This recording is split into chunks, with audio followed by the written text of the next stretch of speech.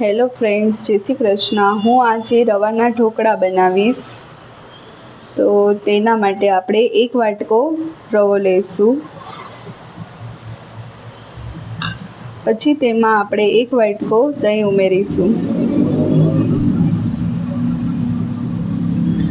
ત્યારબાદ તેમાં આપણે આદુ મરચાંની પેસ્ટ કરેલી હતી તે ઉમેરીશું। પછી ત્યારબાદ આપણે સ્વાદ અનુસાર મીઠું એડ કરશું।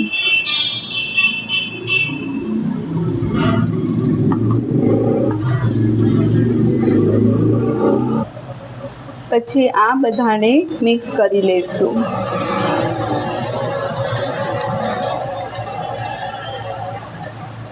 પછી આપણે તેમાં થોડું પાણી નાખતા જવાનું અને ખીરું તૈયાર કરવાનું છે।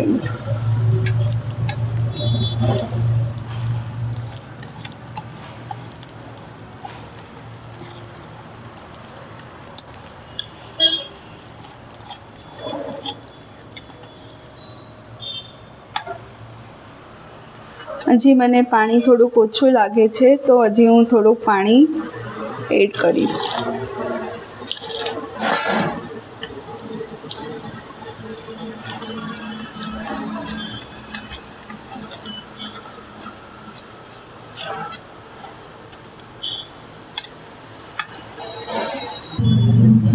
હવે આપણું ખીરું રેડી થઈ ગયું છે, તો હવે આપણે તેમાં થોડોક ઈનો એડ કરશું, એટલે પોચા રૂ જેવા ઢોકળા બનશે।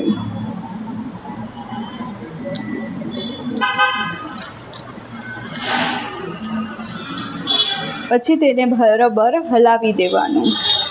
હવે આપણું ખીરું રેડી થઈ ગયું છે। આપણે એક ડીશમાં તેલ લગાવી લઈશું।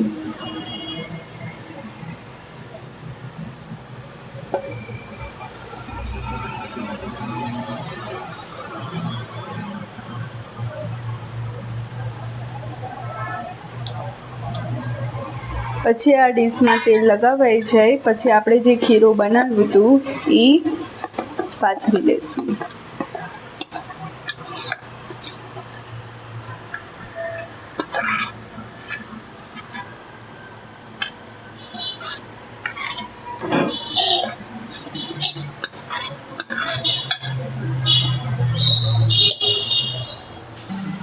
હવે આપણે આ ઢોકળાને બાફવા માટે એક પાત્રની અંદર પાણી એડ કરશું।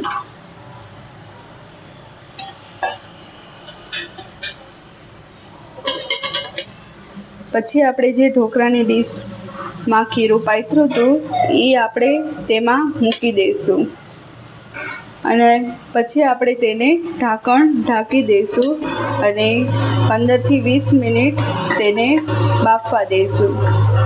પછી આપણે ઢોકળાને ચેક કરી લઈશું। હવે આપણા ઢોકળા રેડી થઈ ગયા છે।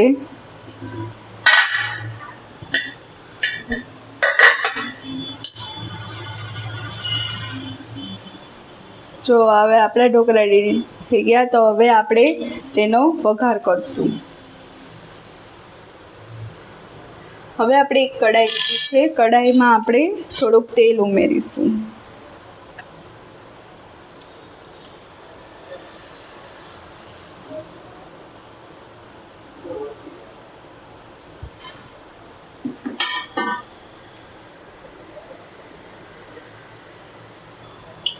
હવે આપણું તેલ થઈ ગયું છે, તો તેમાં અડધી ચમચી રાઈ એડ કરશું અને અડધી ચમચી તલ એડ કરશું।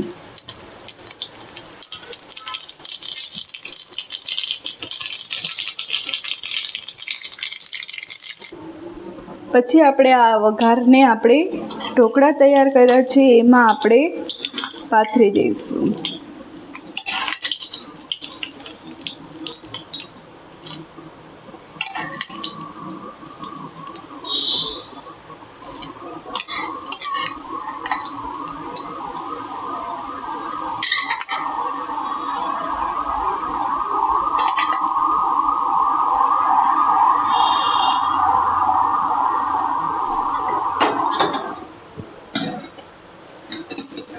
હવે પછી તેને આપણે કાપા પાડી લઈશું આવી રીતના।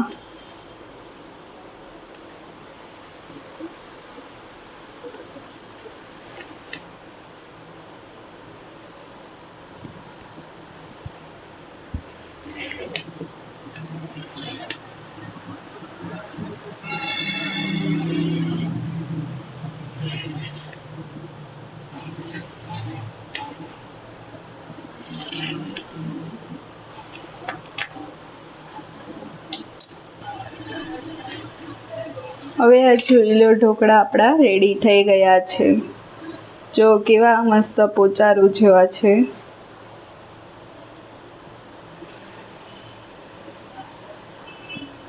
હવે આપણે આ ઢોકળા ઉપર ધાણાથી ગાર્નિશિંગ કરી લઈશું। જો આપણા ઢોકળા કેવા મસ્ત તૈયાર થઈ ગયા છે। તમને આ રેસીપી ગમી હોય તો અમારી એક જ રેસીપીને સબસ્ક્રાઈબ કરવાનું ના ભૂલતા અને લાઈક કરવાનું ના ભૂલતા।